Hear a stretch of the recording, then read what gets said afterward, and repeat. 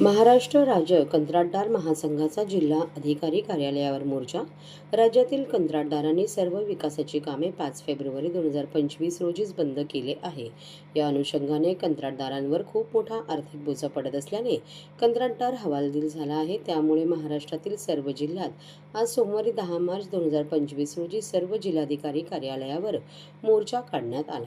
या अगोदर 14 जानेवारी 2025 रोजी महासंघाने राज्यातील मुख्यमंत्री व मंत्री महोदय सर्व विभाग यांना पत्र दिले होते, परंतु शासनाने अद्यापही याबाबत काहीही उपाययोजना व कार्यवाही केली नाही. त्यामुळे राज्यातील 3 लाख कंत्राटदार व त्यावर अवलंबून असणारे करोडो घटक आर्थिक अडचणीत सापडले आहेत. तसेच हायकोर्टाच्या विरोधात जाऊन एकाच व्यक्तीला काम मिळण्याची प्रक्रिया करत आहेत. त्यामुळे छोटे छोटे कंत्राटदार देशोधडीला लागत आहेत.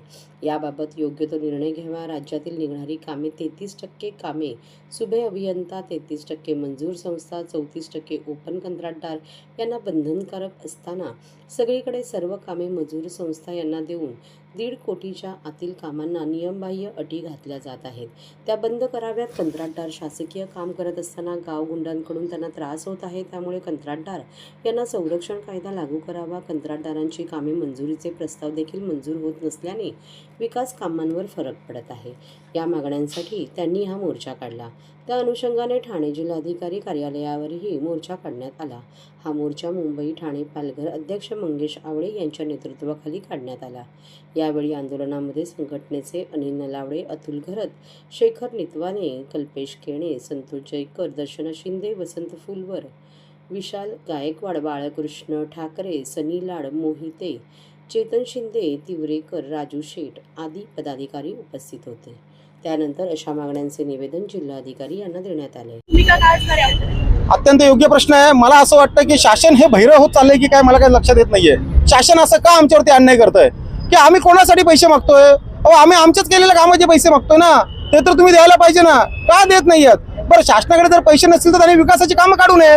आता जर तुम्ही वर्तमानपत्रामध्ये बघत असाल किंवा शासनाची कुठलीही वेबसाईट काढा, कुठल्याही डिपार्टमेंटची काढा, मग ती सार्वजनिक बांधकाम खाता असू द्यात, ती महापालिका असू द्यात, ती जिल्हा परिषद असू द्यात, PMGSY असू द्यात, सिंचन भवनाची असू द्यात, कुठल्याही तुम्ही जर वेबसाईटवर गेला शासनाच्या टेंडरच्या याच्यावरती तर तुम्हाला लाखो करोडोच्या निविदा आज सुद्धा उपलब्ध झालेल्या दिसतात विक्रीसाठी. तर शासनाकडे पैसे नाही आहेत ना, मग शासनाने निविदा का काढताय? त्यांनी ताबडतोब या निविदा बंद कराव्या आणि पहिला 2 वर्ष 3 वर्षापासून आमची जी थकबाकी राहिलेली आहे शासनाने ती पहिला द्यावी आणि मग निविदा काढाव्या आणि मग विकासाचं पर्व आणि मग ह्या गोष्टी त्यांनी कराव्या असं मला वाटतंय. आज अधिवेशन आहे. परवाच्या दिवशी 2-4 आमदार लोकप्रतिनिधींनी विधानसभेमध्ये कंत्राटदारांच्या देयकांच्या बद्दल प्रश्न उपस्थित केला होता. त्यावेळेला माननीय मुख्यमंत्री देवेंद्रजी फडणवीस यांनी सांगितलं आहे की कंत्राटदारांची देयकं देण्यासाठी अजितदादांना आम्ही विनंती केलेली आहे, कारण की अर्थखातं त्यांच्याकडे. मग आज आम्ही दादांना तेच म्हणतोय, तुम्ही अर्थसंकल्प आज मांडणार आहात, मग या अर्थसंकल्पामध्ये तुम्ही आमचा विषय घेणार आहात की नाही? एकीकडे अजितदादा म्हणतायत की आम्हाला कंत्राटदार कॉन्ट्रॅक्टर जे असतील ते आम्हाला कार्यकर्ते नको. मग जर बघितलं तर तुम्हाला कॉन्ट्रॅक्टर नको आहेत कार्यकर्ते, मग तुम्ही ज्यांची कडनं कामं करून घेतले त्यांना देयकं द्या ना. तुमच्या कंत्राटदारांना तुम्हाला नको असेल तर तुम्ही का देऊ त्यांना? तुम्ही कार्यकर्त्यांना का करून घेऊ? पण तुम्ही उर्वरित जो कंत्राटदार आहे, जो काम करणारा कंत्राटदार, त्याची देयकं द्यायला पाहिजेत. आणि म्हणून माझ्या अजितदादांना विनंती आहे की येत्या या 2 तासानंतर जो अर्थसंकल्प सामील होणार आहे, बजेट ते घोषित करणार आहेत, त्याच्यामध्ये त्यांनी तातडीने आम्हाला निधी उपलब्ध करून द्यावा ही आमची त्यांना विनंती आहे. महाराष्ट्रातील भगिनींना आधार देणारी राज्य शासनाची मुख्यमंत्री माझी लाडकी बहीण योजना. या योजनेअंतर्गत अल्प उत्पन्न गटातील 21 ते 65 वयोगटाच्या भगिनींना मिळणार दरमहा 1500 रुपयांची मदत. अर्ज करण्यासाठी 31 ऑगस्ट 2024 पर्यंत मुदतवाढ. कुटुंबाचं वार्षिक उत्पन्न 2.5 लाख रुपयांपेक्षा कमी असलेल्या महिला पात्र. कुटुंबाकडे पिवळं किंवा केसरी रेशन कार्ड असल्यास उत्पन्नाचा दाखला आवश्यक नाही. पांढरं रेशन कार्ड असेल किंवा रेशन कार्ड नसेल तर कुटुंबाचं वार्षिक उत्पन्न 2.5 लाखांपेक्षा कमी असल्याचा दाखला आवश्यक. योजनेसाठीचा ऑनलाईन अर्ज नारी शक्ती दूत ॲपवरून किंवा पोर्टलवर भरता येईल. ज्या भगिनींना ऑनलाईन अर्ज भरता येत नसेल त्यांच्यासाठी अंगणवाडी, ग्रामपंचायत, वॉर्ड ऑफिस, सेतू सुविधा केंद्रामध्ये किंवा आशाताई बचत गटाच्या CRP यांची मदत उपलब्ध. आता आपल्याला अभिमानानं म्हणता येईल, सुखी आणि सुरक्षित आहे माझी लाडकी बहीण.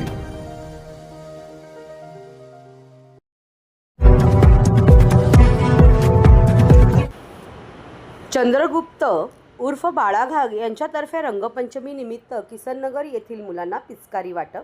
माजी नगरसेवक आणि सध्याचे MSRDS संचालक चंद्रगुप्त उर्फ बाळा घाग आणि त्यांची पत्नी माजी नगरसेविका संगीता घाग यांच्यातर्फे किसननगर 3 येथे पिचकारी वाटपाचा कार्यक्रम घेण्यात आला.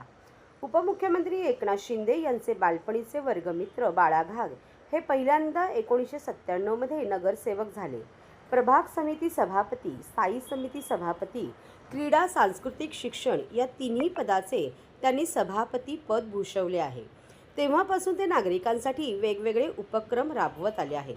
मागील 2000 सालापासून ते पिचकारी वाटपाचा कार्यक्रम करत आहेत. तसेच ज्येष्ठ नागरिकांचा सत्कार, पावसाळ्यात छत्री वाटप, महिलांना साड्या वाटप, 90 साली जेव्हा तेलाचा तुटवडा होता तेव्हा तेलाचे टँकर आणून त्यांनी मोफत तेल वाटप केले होते. डाळीचा तुटवडा निर्माण झाल्यानंतर डाळ वाटप केले होते. साखरेचे सुद्धा वाटप केले होते. त्याच अनुषंगाने आज त्यांनी पिचकारी वाटपाचा मोठा कार्यक्रम केला आहे. लहान मुलांचा रंगपंचमी हा आवडता सण आहे. त्यामुळे दरवर्षी रंगपंचमीच्या अगोदर पिचकाऱ्या वाटप केल्या जातात. 3 ते 5, 6 ते 9, 10 ते 12 वयोगटातील जवळपास 5000 मुलांना आज पिचकाऱ्या वाटप करण्यात आल्या आहेत. पिचकारी मिळाल्यानंतर लहान मुलांच्या चेहऱ्यावर जो आनंद दिसतो तो पाहण्यासारखा असतो. तसेच येथील नागरिक मध्यमवर्गीय आहेत आणि त्यांना एवढ्या चांगल्या प्रतीच्या पिचकाऱ्या घेणं शक्य होत नाही. त्यासाठी हा कार्यक्रम घेतला आहे, असे यावेळी बाळा घाग यांनी सांगितले.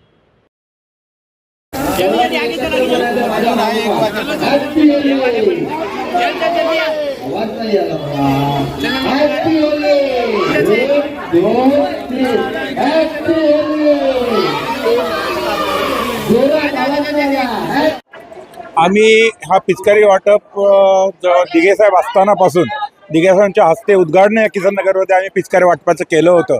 तेव्हापासून आम्ही नंतर एकनाथ शिंदे साहेब आमचे मित्र आम्ही एकत्र या भागात असल्यामुळे आणि तेव्हापासून पिचकाऱ्या वाटप करतो. आमचा प्रभाग हा मध्यमवर्गीयांचा आहे. त्या मुलांच्या तोंडावर हास्य यावं, त्यांना चांगल्या प्रतीच्या पिचकारी मिळाव्यात म्हणून आमचा उपक्रम माझी पत्नी ती पण नगरसेविका होती. आम्ही तेव्हापासून आत्तापर्यंत करत आलेलो आहोत आणि पुढे आम्ही करणार आहोत. फक्त कोरोना काळामध्ये काही कारणाने बंद झालं होते. ती कार्यक्रम आम्ही आता यावर्षी परत चालू केलेला आहे. तर मोठा आमच्याकडे स्टॉक सध्या 5000 पिचकाऱ्यांचा आहे, पण अजून आत्तापर्यंत 3000 पिचकाऱ्यांच्या पावत्या संपलेल्या आहेत. तरी आम्ही उरलेल्यांना संध्याकाळी परत देणार आहोत. किसननगरमधील वासियांना शुभेच्छा देते. लहान मुलांचा खरोखर आनंद बघून आम्हालाही खूप आनंद झाला आहे. असाच आनंद त्यांचा कायम राहो. बस. जय महाराष्ट्र.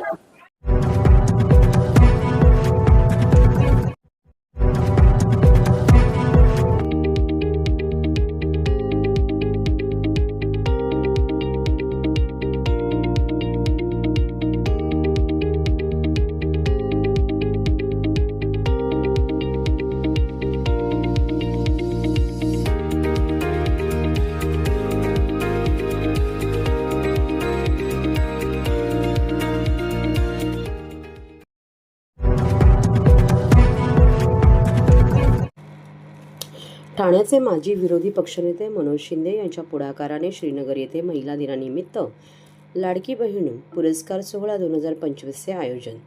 सन्मान स्त्री शक्तीचा, सन्मान महिलांच्या कर्तृत्वाचा, सन्मान महिलांच्या कार्याचा. अर्थातच जागतिक महिला दिन सर्वत्र उत्साहात साजरा होत असताना ठाण्याचे माजी विरोधी पक्षनेते व ज्येष्ठ माजी नगरसेवक मनोज तुकाराम शिंदे व सौ प्रणिता मनोज शिंदे यांच्या पुढाकाराने ठाण्याच्या श्रीनगर परिसरात जागतिक महिला दिनानिमित्त लाडकी बहीण पुरस्कार सोहळा 2025चे आयोजन मोठ्या उत्साहात व आनंदात करण्यात आले होते. या कार्यक्रमात विविध कर्तृत्ववान महिलांचा लाडकी बहीण पुरस्कार देऊन गौरव करण्यात आला. यामध्ये महिलांसाठी लकी ड्रॉचे आयोजन करण्यात आले होते. या लकी ड्रॉच्या माध्यमातून विजेत्या महिलांना पैठणी व चांदीचे पैंजण उपस्थित मान्यवरांच्या हस्ते देण्यात आले. या कार्यक्रमाला माजी नगरसेविका श्री रवींद्र फाटक तसेच शिवसेना शिंदे गटाच्या महिला आघाडी ठाणे जिल्हा प्रमुख माजी महापौर सौ मीनाक्षी शिंदे, सौ प्रणिता मनोज शिंदे, विभाग प्रमुख परेश चाळके, समाजसेविका प्राजक्ता परेश चाळके, माजी नगरसेविका आशा कांबळे, माजी नगरसेविका शिल्पा वाघ, माजी नगरसेविका सौ मनीषा कांबळे सह परिसरातील महिला वर्ग मोठ्या संख्येने उपस्थित होता. त्या कार्यक्रमामध्ये महिलांच्या मनोरंजनासाठी संगीतमय कार्यक्रमाचेही आयोजन करण्यात आलं होतं.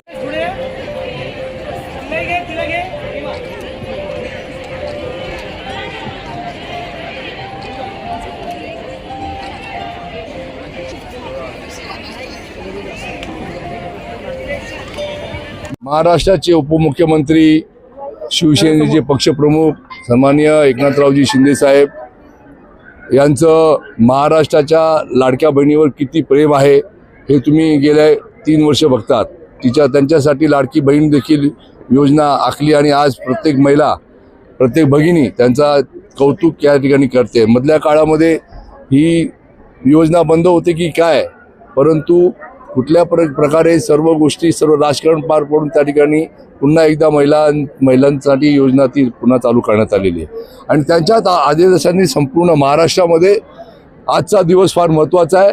हा जागतिक महिला दिन हा त्यांच्यासाठी फार महत्त्वाचा आहे. या ज्या भगिनी आहेत त्यांच्यासाठी विभागात शाखेमध्ये भगिनींचा सन्मान, महिलेचा सन्मान, महिलेची सुरक्षितता ही फार महत्त्वाची आहे. आणि त्याच्यासाठी हा कार्यक्रम मोठ्या प्रमाणामध्ये महाराष्ट्रामध्ये साजरा व्हावा असे आदेश आम्हाला असल्यामुळे आम्ही या ठिकाणी हा कार्यक्रम श्रीनगर या भागामध्ये घेतला आहे. श्रीनगर भागामध्ये घेण्याचं कारण जरी श्रीनगरमध्ये असलं तरी हा संपूर्ण वागळे विभागाचा कार्यक्रम या ठिकाणी झालेला आहे. बऱ्याचशा महिला या ठिकाणी आहेत. मनोरंजनाचा कार्यक्रम आहे. कर्तृत्ववान महिला या ठिकाणी आहे. मला आश्चर्य वाटलं की एक रिक्षा चालवून एक कंडक्टर बाई त्या ठिकाणी आपलं घर थांबवते. अशा प्रकारच्या विविध याच्यामध्ये रणरागिणी आपलं कुटुंब सांभाळण्याचा प्रयत्न करतात. एका महिलेचा नवरा जवळजवळ 15 वर्ष बेडवर आहे, पण तिने आपल्या घराची धुरा सांभाळण्याचा ती प्रयत्न करते. अशा सर्वांचा सन्मान करून आणि वेळ आली तर ह्या माध्यमातून त्यांना आर्थिक मदत देखील करण्याचं संपूर्ण मानस या माध्यमातून आमचा आहे.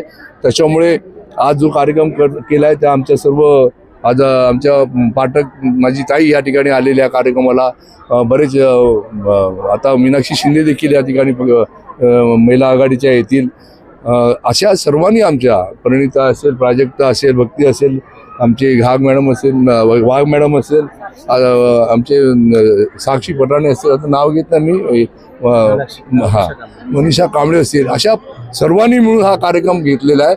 आणि मला आनंद आहे कारण का आता या संपूर्ण ठाण्याची जबाबदारी एकनाथ शिंदे साहेबांकडे असल्यामुळे त्यांच्या विचारांना, त्यांच्या स्वप्नाला जी काय साथ द्यायची ती सर्व आम्ही करणार आहोत आणि आम्ही ते करतोय. आपल्याला माहिती आहे या माध्यमातून स्वर्गीय आनंद दिघे साहेबांचा आनंद आश्रममध्ये जो लोकांसाठी जो वेळ असायचा त्या देखील सूचना आम्हाला शिंदे साहेब, खासदार मस्के या सर्व खासदार श्रीकांत शिंदे यांनी दिला आणि आम्ही त्या ठिकाणी लोकांशी जनसंवाद साधण्याचा जो प्रयत्न केलेला आहे त्याप्रमाणे महानगरपालिकेमध्ये देखील पाहिलं असेल प्रचंड प्रतिसाद या ठिकाणी येतोय. आता शिवसेना आणि शिवसेनेचा ठाण्याची शिवसेना हे ब्रीदवाक्य पक्के झालेलं आहे. आम्ही प्रत्येक गोरगरिबाच्या मागे संरक्षणार्थ सर्वच उभे राहणार आहोत एवढं या ठिकाणी सांगतो. जागतिक दिनाच्या महिला दिनाच्या हार्दिक शुभेच्छा सर्वांना.